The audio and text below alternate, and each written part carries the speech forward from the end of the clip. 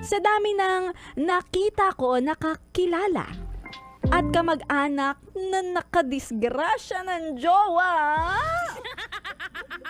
Ibig sabihin na anakan ang kanilang mga girlfriend. Ayokong matulad sa kanila. Kaya maingat ako. Mga weak.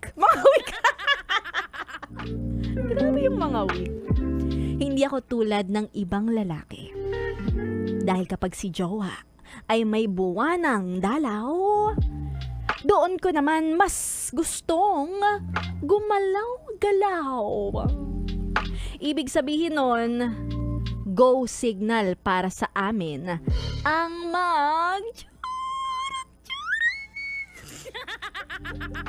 ang haruan.